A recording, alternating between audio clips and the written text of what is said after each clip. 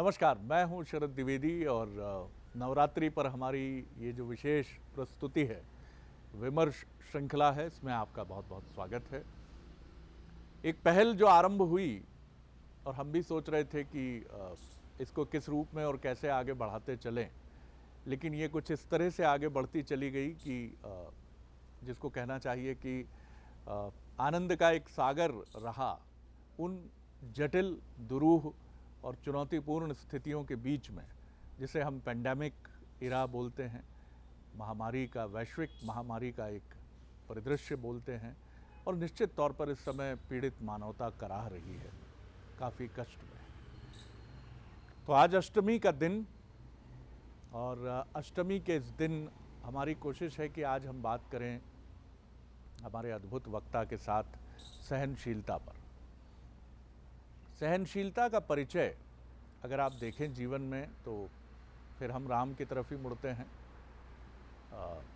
और भी आप जो पात्रों को देखें जो हमारे एपिक से आते हैं, लेकिन राम इसलिए स्मरणीय होते हैं और अधिकांश युवा पीढ़ी जो है, मैं नहीं कहूँगा कि उसने रामायण का वाचन नहीं किया है, लेकिन रामायण को छोटे पर्दे पर ज़रूर देखा है, और उसमें अरुण गोविल का जो पात्र, जिन्होंने राम का पात्र निभाया और जो धैर्य उन्होंने राम के चरित्र में देखा, उससे वो बहुत प्रभावित भी हैं और बातें भी करते हैं। जब भी मैं भी युवा पीढ़ी से बात करता हूँ, चाहे लक्ष्मण को शक्ति लगने का प्रसंग हो, चाहे ठीक राज्याभिषेक के समय वानप्रस्थ गमन का पिता का आदेश हो, या फिर पत्नी का अपहरण हो, या फिर अपने सबसे बड़े प्रतिद्वंद्वी का वध करने के बाद भी एक संयमशीलता राम के भीतर नजर आती है। जैसे ये सब कुछ करना आपके लिए आवश्यक इसलिए हो गया था कि परिस्थितियां बन गई थी। ना वो किसी क्रिकेटर की तरह चीखते हैं कि यस मैंने कर दिखाया, और ना ही वो जब स्थितियां प्रतिकूल होती हैं तो शोक के सागर में डूब जाते हैं। आज का हमारा विषय यही है कि इनके बीच में वो कौन सा छोर है जहां हम खड़े रहें। सहनशील होना आसान नहीं है, लेकिन ये मंत्र कहाँ से मिले, क्योंकि शक्ति का मंत्र सहनशीलता ही है। तो मिलिए, हमारे साथ हैं मानस मर्मज्ञ, मानस रत्न, भगवत गीता, भगवत पुराण के अद्भुत अध्येता डॉक्टर सुरेंद्र बिहारी गोस्वामी। नमस्कार। नमस्कार। तो आज इसी पर थोड़ा प्रकाश डालिए कि ये सहनशीलता का तंत्र कैसे शक्ति का मंत्र है। आपने आज का विषय भी बड़े गुरार्थ के साथ इस विषय को आपने रखा है। देखिए, सहनशीलता के लिए एक बहुत छोटा तत्व लेकिन बड़ा महत्वपूर्ण तत्व है, वो है समर्पण। समर्पण जी। अब ये समर्पण किसके प्रति? हमने अलग अलग चर्चाओं के बीच में अपने चिंतन में देखा है कि व्यक्ति अभिमान का समर्पण करता है, व्यक्ति अहंकार का समर्पण करता है, व्यक्ति जो है उन्माद का समर्पण करता है, व्यक्ति भय का समर्पण करता है। लेकिन ये समर्पण जो सहनशीलता में परिवर्तित होती है, देखिए समर्पण में ये बड़ी गुणता है, मैं आपको बताऊं। तो इसको समझने के लिए सबसे पहले हम ये देखेंगे कि भगवती प्रसन्न किस में होती है, भगवती की उपासना का मूलाधार क्या है, वो भी सहनशीलता ही है। देखिए, भगवती ने संसार में एक ऐसे अवतरण के पीछे चलने के लिए अवतार लिया, तो कहाँ से लिया? सहनशीलता का सबसे बड़ा उदाहरण है पृथ्वी। इस पृथ्वी के ऊपर में पहाड़ भी है, उपवन भी है, समुद्र भी हैं, दुराचारी भी हैं, अत्याचारी भी हैं, प्रकृति भी है, संपदा भी है। तो इस पृथ्वी के गर्भ से ही सीता निकलती है। देखिए, सहनशीलता जिसकी माता हो वो सीता होती है, और वो सीता परमेश्वर की अनुगामी होती है। तो इसलिए आपको पहले इस समर्पण को समझना होगा। देवी भागवत में समर्पण की, देवी आराधना की बड़ी अच्छी, अपने उस भक्ति को बताते हुए बड़ा सुंदर दृष्टांत दिया गया है। देवी की भक्ति करने के लिए उन्होंने दो प्रकार के बच्चों का उदाहरण दिया है। एक बच्चा बिल्ली का और एक बच्चा बंदर का। दोनों बच्चा की विशेषता देखिए। बंदर का बच्चा हमेशा अपनी माँ को पकड़े रहता है। बच्चा जो होता है वो अपनी माँ को पकड़े रहता है, और तो और माँ भी इस स्वरूप में अभ्यस्त हो जाती है। वो जानती है माँ इस स्वरूप में कि मेरे बच्चे को मुझे पकड़ना आ गया है, और बच्चे को इस बात का अभिमान रहता है कि वो पकड़ सकता है माँ को। जी। तो आप बंदर अपने बच्चे के साथ कहीं खेल रहा हो और आप देखें तो जैसे ही एक पत्थर बंदर की तरफ मारेंगे, बंदर बच्चे की तरफ नहीं मुड़ेगा, बंदर तो चलना शुरू कर देगा, बच्चा जहां होगा वो दौड़ के अपनी माँ को पकड़ लेगा। बिल्कुल। एक बंदर का बच्चा। जी। अब एक बिल्ली का बच्चा। अब बिल्ली के बच्चे की अद्भुत विशेषता देखिए, संसार में सबसे पैने दांत, सबसे पैने दांत संसार के जितने प्राणी, नखी, नामचा और दांतों वाले में, उसमें सबसे पैने दांत बिल्ली के होते हैं। आप समझिए, दृष्टांत है लेकिन ये यथार्थ है। कहते हैं वो बिल्ली अपने दांत से अपने बच्चे को पकड़कर, वो बच्चा जो होता है आंख भी नहीं खुली होती, आंख नहीं खुली होती तो माँ उसको 7 स्थान बदलते हैं। कहते हैं, आपने देखा होगा कई बार छतों पर, दरवाजों पर बिल्ली अपने बच्चे को ऐसा लेट जाता है बच्चा, माँ उसकी गर्दन को अपने दांत से पकड़कर इधर से उधर उछलते हुए अपने बच्चे की सुरक्षा का ध्यान रखते हुए वो पहुंचती है, बिल्ली का बच्चा। देवी भागवत कहती है, पुराण कहते हैं कि महतारी की भक्ति करना है तो बिल्ली के बच्चे की करिए, क्योंकि यदि आपने बंदर के बच्चे की भक्ति की तो उसमें आप देखते हैं कई बार वो बंदर का बच्चा अपनी पकड़ से छूट जाता है और छूट करके कहीं ना कहीं बिजली के तार में फंस जाएगा, गिर जाएगा, दुर्घटनाग्रस्त हो जाता है, क्योंकि उसे अभिमान है पकड़ लेने का। और बिल्ली का बच्चा कहता है, माँ हम तो बने तिहारे, अब मर्जी है तेरी, तू बने न बने हमारे, हम तो बने तिहारे। तो बिल्ली के बच्चे में समर्पण भी है और बिल्ली के बच्चे में सहनशीलता भी है। आप ध्यान रखिए, वो महतारी की वो प्रतीक्षा करता है, आंख ही नहीं है। तो हम लोग भी आज इस महामारी के दौर में, और महामारी में ध्यान रखिए दुर्गा सप्तशती में तो ये बड़ा स्पष्ट उल्लेख है, मैया के नाम लेते हुए वो कहते हैं कि महाकाल्या महाकाली, महामारी अच्छा सरस्वती, वो मैया महामारी स्वरूप भी है। और बहुत ज़्यादा पुरानी बात नहीं, यदि आपको 100 वर्षों से कुछ और अधिक ले जाएं, वैसे भी हमारे यहाँ ये वर्णन है कि प्रत्येक 100 वर्ष के बाद में एक प्राकृतिक आपदा आना सुनिश्चित है, जिसमें मैया ही मदद करती है। तो आर्त भाव से हम सबको पुकारना है। इसलिए आवश्यक है कि 100 साल पहले, 100 साल से अधिक पहले एक बार एक महामारी आई थी। उस महामारी में भी कभी हैजा के रूप में आई, कभी चेचक के रूप में आई, तो भी हमने उसे नाम क्या दिया था? माता आ गई है। और माता आ गई है और विधान यही था जो आज आप कर रहे हैं। माता आ गई है तो क्या विधान आप कर रहे हैं? माता आने पर बोले देखिए वो संक्रमित व्यक्ति को अलग से रख दीजिए, क्वारंटाइन, कोई उसके पास जाएगा नहीं। देखिए सहनशीलता कहाँ से शुरू हो ही रही है, लेकिन उस सहनशीलता और आज की सहनशीलता में थोड़ा अंतर है। उस समय घर में ही कढ़ाई नहीं चढ़ती थी, आज तो ये है कि उसको भेज दिया आपने और आप तो अपने सुख दुख को में लगे हुए रमे। उस समय लोग एक टीम बिल्डिंग में थे, काज करहीं मिल बांट सब। तो उसके लिए नहीं बनना है चूंकि तेल मिर्च खटाई, तो अपने लिए भी नहीं बनना है। सारे सतोगुणी भोजन, फल फूल इत्यादि हम ग्रहण कर रहे हैं। नीम के पानी में उसको जो है स्नान कराया जा रहा है, साफ सुथरा किया जा रहा है। और कितने दिन, वायरस कितने दिन रहता था? 7 दिन। आज आपको डॉक्टर कहता है 7 दिन क्वारंटाइन होना होगा, उसके बाद टेस्ट कराइए, फिर 7 दिन के बाद दूसरा टेस्ट कराइए। तो उस समय लोग शीतला माता को पुकारा करते थे, नाम हुआ, जगह जगह मंदिर बन गए। तो आज भी ये जो महामारी का दौर है, और मेरा तो पूर्ण विश्वास है शरद जी कि सारे लोग यदि समर्पण भाव से महतारी को पुकारेंगे तो अगले समय में जब महतारी आएगी कुआर में, तब हम सब लोग इनसे मुक्त हो चुके होंगे और आनंद से महतारी के आशीर्वाद का आनंद लेंगे। एक स्पिरिचुअल हीलिंग एक वर्ड है और इस पर पूरी दुनिया में बड़े शोध और अनुसंधान हुए हैं, और ये मनुष्य के मन की बात है।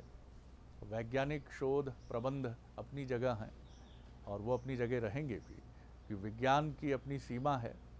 और इसीलिए विवेकानंद बड़ी सुंदर बात कहते थे कि जिस दिन विज्ञान अपने चरम पर पहुंचेगा, उसी दिन वो अध्यात्म के उस परम बिंदु को भी समझ पाएगा। तो ये तो कभी ना कभी घटेगा। और बहुत सारी चीज़ें, आज आप जिस सुपर पार्टिकल की बात करते हैं, तमाम बिंदु हैं, लेकिन यहाँ किसी मत या मंतव्य की स्थापना की बात नहीं है।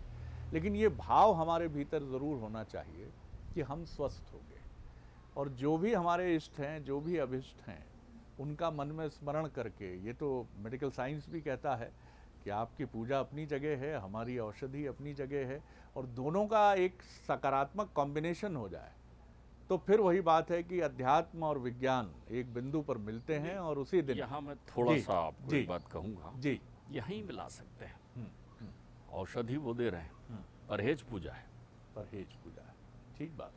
जो शीतला मैया में या उस समय माता आने में थी, तो परहेज के सारे वो विधान यदि आप निकाल लें वही पूजा थी। आज भी वही परहेज करना है, आपको उनसे दूर रहना है, आपको उनकी व्यवस्थाओं का चिंतन में रहना है। तो आप ध्यान रखिए, महामारी स्वरूप मैया का है और आर्त भाव से इस महामारी को मैया जो है निश्चित रूप से नेस्तनाबूद कर देगी। इसको सफाया हो जाएगा, इसका अपनी जगह होगा। सहनशीलता की तरफ मैं फिर लौटूंगा जी डॉक्टर गोस्वामी। सहनशील होने के लिए किन गुणों की हमारे भीतर, जिनको हम महसूस करते हैं कि मेरे भीतर नहीं है? हम सब सहनशील होना चाहते हैं, हम सब पीड़ा में मुस्कुराने की इच्छा रखते हैं, हम सब चाहते हैं कि मेरी तकलीफ का प्रगटीकरण ना हो, लेकिन उसके बाद भी हम तकलीफ आती है तो हमारा संयम, हमारी सहनशीलता ऐसे उड़ जाती है जैसे कपूर। देखिए, मैं आपको इसमें, चूँकि आज मैया के व्रत का समय है, अष्टमी है, और अष्टमी जो है 7 दिन से चली आ रही, 8 दिन से चली आ रही प्रक्रिया के समावर्तन का है। बहुत सारे लोग आज अपनी कुल देवी का भी पूजन करते हैं और वो मैया को अपनी कुल देवी के रूप में मानते हैं। लगभग सारे लोग जो सनातनी हैं वो कहीं ना कहीं हाथ जोड़ने के लिए परिवार के सहित इकट्ठे होते हैं और मानते हैं। सहनशीलता के अर्थ को हम 2 अर्थों में ले लें। एक सहनशीलता वो होती है जिसमें पीड़ा होती है, कब तक सहन करूं, कितना सहन करूं, या भाई वो बड़ी पीड़ा सहन कर लेते हैं, सहनशीलता होती है। मैंने इसलिए समर्पण प्रारंभ कर दिया इस बात को प्रारंभ करने के लिए। और जिस सहनशीलता पर मैं चिंतन करना चाह रहा हूँ, जो सहनशीलता महतारी के सानिध्य को प्रदान करती है, आप देखें कि श्रीमद् देवी भागवत में सुरथ और समाधि नाम के 2 व्यक्ति जो हैं वो मृकंड ऋषि के पुत्र मार्कंडेय के आश्रम में पहुंचते हैं।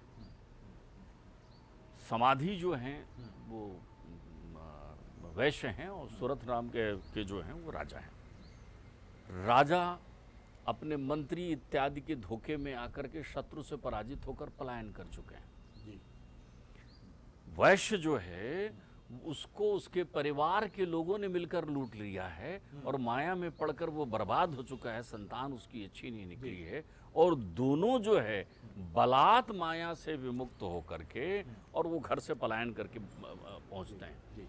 जब जंगल में वो पहुंचते हैं और वहाँ मृकंड ऋषि के आश्रम, मार्कंडेय ऋषि के आश्रम में पहुंचते हैं, तो वहाँ बैठकर वो कहते हैं कि ऐसी कौन सी विषय वस्तु है, हम तो सब छोड़ आए लेकिन फिर भी हमें आसक्ति की ओर बांधती है। ऐसी कौन सी विषय वस्तु है जो हमें फिर से जोड़ना चाहती है, हमें दुखी करती है, इसके लिए क्या है, क्या कारण है? तो वो कहते हैं बलादा कृष्ण, ये जो बलात् चेतने विधीते महामाया विमोहते, यही वो माया है। भगवती के माया के 3 स्वरूप हैं, माया, योग माया और महामाया। अगर आप सहनशीलता के पर्याय में रहते हैं तो माया आपको नहीं लगती। सहनशीलता में वैराग्य भी शामिल है। वृत्ति आपकी ये हो, आपने देख लिया, यदि मान लीजिए आप देख रहे हैं कि जैसे बहुत सारे लोग अधीर इसलिए हैं, कल अपन संयम पर बात कर रहे थे, स्वयं के विरुद्ध युद्ध है संयम। तो बहुत सारे लोग ऐसे हैं जो अपनी अधीरता में ये देखते हैं कि अब क्या होगा, व्यापार कैसे चलेगा, घर से बाहर जाएंगे तो हम कैसे आर्थिक धनार्जन करेंगे, इत्यादि इत्यादि चीज़ों में वो अपनी अधीरता को लाते हैं। ये माया के अधीन हो गए। योग माया वो उन चीज़ों को विस्मृत कर जाते हैं जो चीज़ बताई गई है कि देखो भैया ऐसा नहीं करना है, वो भूल जाते हैं, उनसे भूल करके वहाँ जाते हैं, वो जानबूझकर भूल जाते हैं। अर्थात योग माया आपको सुलाती नहीं है, आपको आंख बंद करवा देती है, योग माया। और महामाया आपकी सहनशीलता की पराकाष्ठा को तोड़ देती है और आप सहनशीलता से मुक्त होकर के अपनी अधीरता से वो प्रत्यावर्तन करने लगते हैं जिसके कारण आपकी हानि हो। सहन हानि की प्रक्रियाएं उसमें महामाया के वशीभूत। तो अगर भगवती की आराधना लेनी है तो सबसे पहले आपको ये ध्यान रखना है कि इन तीनों ही प्रक्रियाओं में, अर्थात माया स्वरूप में, योग माया स्वरूप में या महामाया स्वरूप में आपको आसुरी वृत्तियों से मुक्त रहना है। और आसुरी वृत्तियां वो सब है जो नकारात्मक है। क्रोध है, आकर्षण है, देखिए आसक्ति है, आसुरी वृत्ति जो लालच सुर है, जो सुर लोभ से है। बाहर है, आप मेरी बात समझिए, जी। ये जितने भी असुर हुए हैं उनमें है क्या? ये सारे चीजों के प्रतिनिधित्व कर रहे हैं। कोई क्रोधी है, कोई कामी है, कोई लोभी है। अब जैसे एक जो हमारे यहाँ बताया गया है उदाहरण में, अब मान लीजिए मैं आपको कहूँ कि हिरणाक्ष की कथा भी आती है देवी भागवत में। अब हिरणाक्ष के बारे में बताया गया है। हिरण्यकश्यप और हिरणाक्ष को परिभाषित करते हुए कहते हैं देवी भागवत में वर्णन में कि जब वो चलते हैं तो पृथ्वी हिलती है। रावण के बारे में भी ये कहा गया है कि जब वो चलते हैं तो पृथ्वी हिलती है। आप समझिए, जब वो खड़े होते हैं तो उनकी किरीट जो है वो आसमान को स्पर्श करता है। इतना बड़ा मनुष्य रहेगा कहाँ भाई? जहाँ वो जाएगा वहाँ भूकंप आ जाएगा। तो इस अलंकार को आपको समझना होगा। पृथ्वी का हिलना अहंकार का प्रतीक है, अलंकार में समझिए।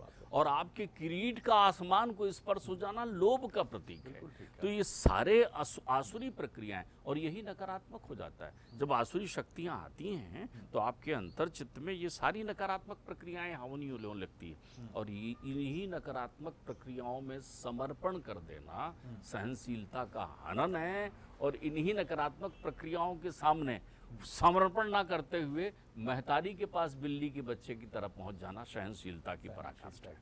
आपकी बात को मैं कुछ इस तरह समझ रहा हूँ कि वो राम जिनके पास रावण के वध का भी सारा सरंजाम मौजूद रहा, वो राम जिन्होंने रावण से भी अतुलित बलशाली बाली का भी वध किया, लेकिन वो राम कितने सहज हैं।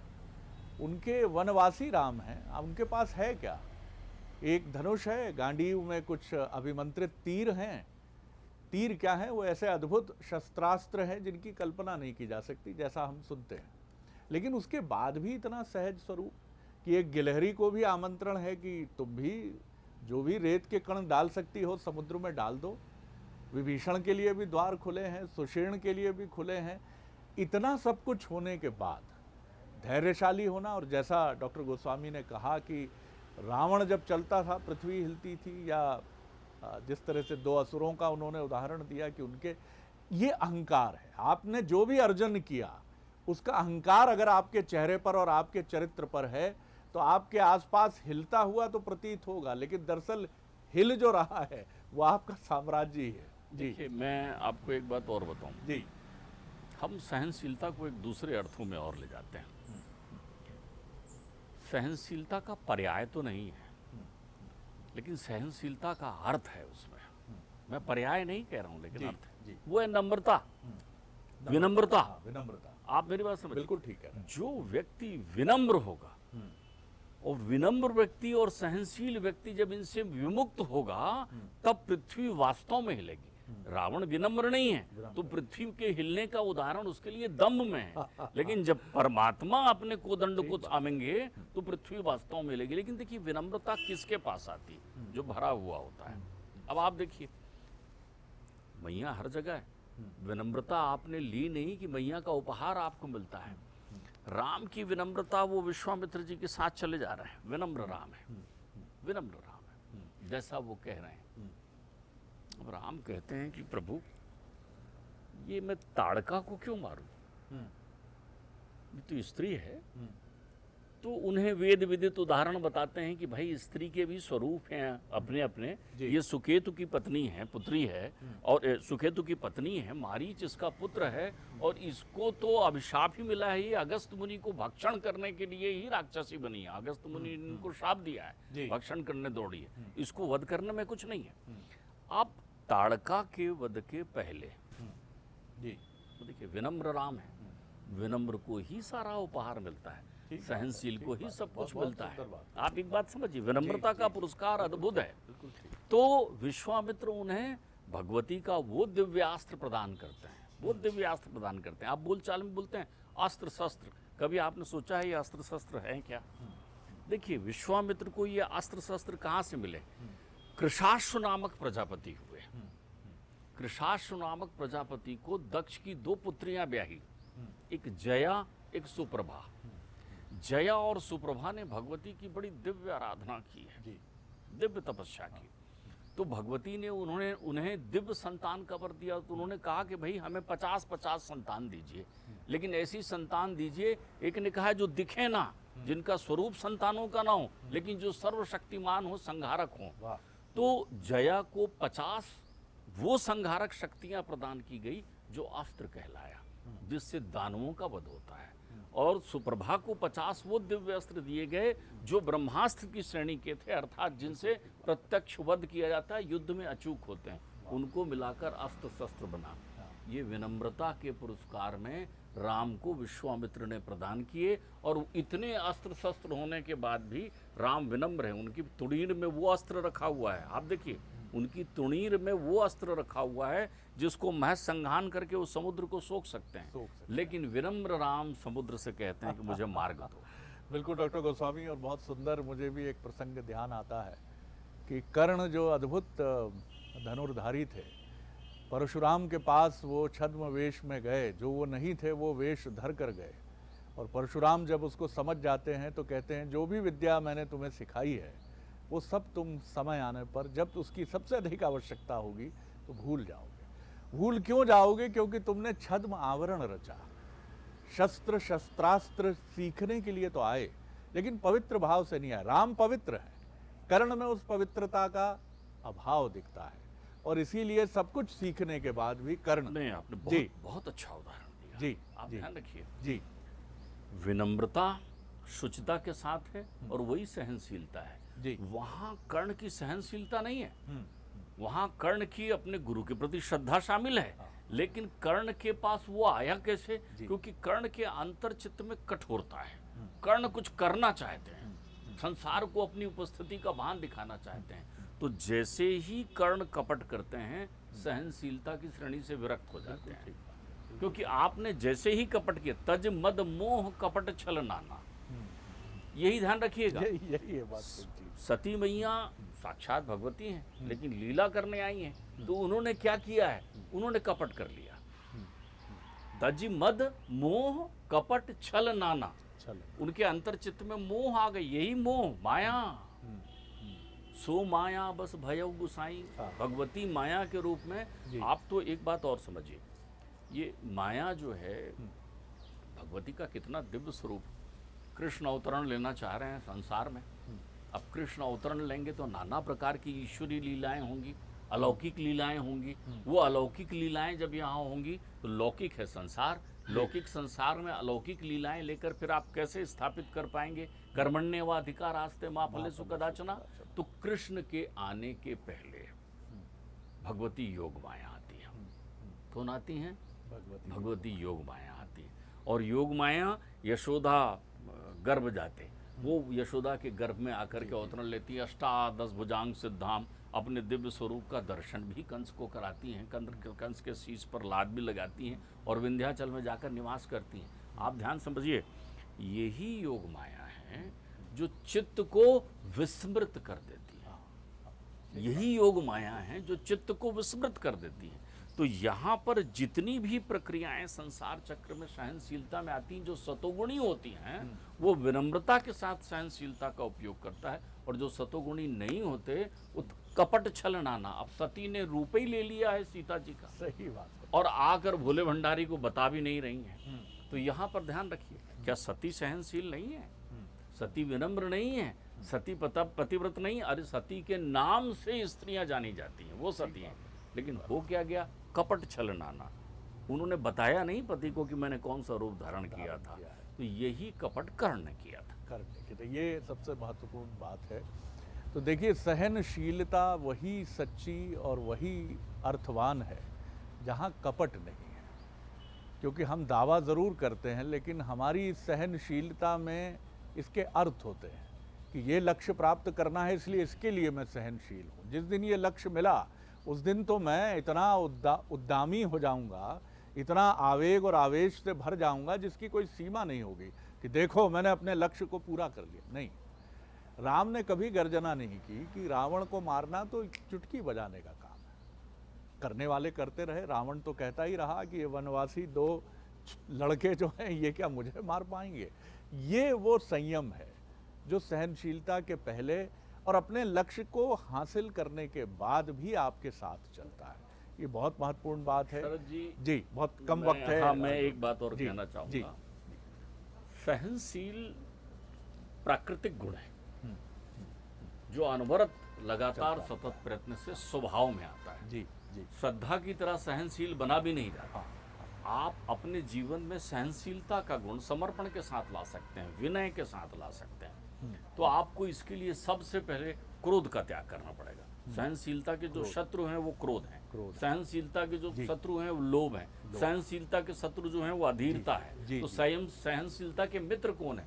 संयम सहनशीलता का मित्र है, विनय सहनशीलता का मित्र है, और शांति सहनशीलता का मित्र है। तो जब शांति तुल्यम तपो नास्ति, तो जब आपके अंतर चित्त में ये त्रिगुण व्याप्त हो जाएंगे तो त्रिगुणात्मक मातेश्वरी जो है बिल्कुल तो सहनशीलता का गुण आप में दे देगी। समय कठिन है, चुनौतीपूर्ण है। हम में से कई लोगों के प्रियजन, स्वजन, मित्र इस समय एक रोग की चपेट में भी हैं।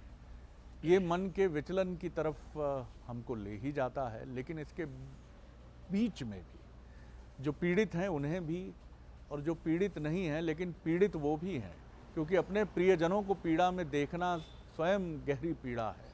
तो दोनों को ही अपने को संयम से साधना है, अपने को शांति से साधना है, अपने को कहीं एक निर्विकार तत्व से भी साधना है, और इसके बीच में खड़े होकर उस भाव को भी अनुभूत करना है जो परमानंद है, जो एक निर्विकार स्थिति में हमें ऐसे खड़ा कर देता है जहाँ सारी पीड़ाएं भी पुष्पमालाएं बनकर हमारे ही गले में पड़ जाती हैं। ये बातें लगती बहुत बड़ी बड़ी हैं, लेकिन जिन्होंने इसको साधा है, गूंगे का गुड़ है उनके लिए, क्यों ना बनाएं हम इसको। नवरात्रि का समय है, गूंगे के गुड़ की तरह कुछ छोटी मोटी साधनाएं ही करें। पहले दिन कुछ चमत्कार नहीं घटता, लेकिन एक कदम तो बढ़े हमारा इस तरफ। चलिए, मुझे लगता है कि इस चर्चा से कम ये एक प्रभाव तो आपके हमारे भीतर है। अब मैं आगे नहीं बढ़ा पाऊंगा। नहीं, मैं केवल इतनी बात कहूंगा जी कि सहनशील आप भी रहिए, जो पीड़ित पक्षकार हैं वो भी रहें, और सहनशील तीसरे पक्षकार के प्रति भी बने रहिए। संयम के साथ चलिए। मैया नवरात्रि में आप सबको रोग मुक्त करें, यही भाव। बिल्कुल। कल हम एक बार फिर आपके सामने उपस्थित होंगे। बहुत धन्यवाद डॉक्टर गोस्वामी, बहुत बहुत धन्यवाद। बने रहिए बंसल न्यूज़ पर। खबरों का क्रम सिलसिला निरंतर जारी है। नमस्कार।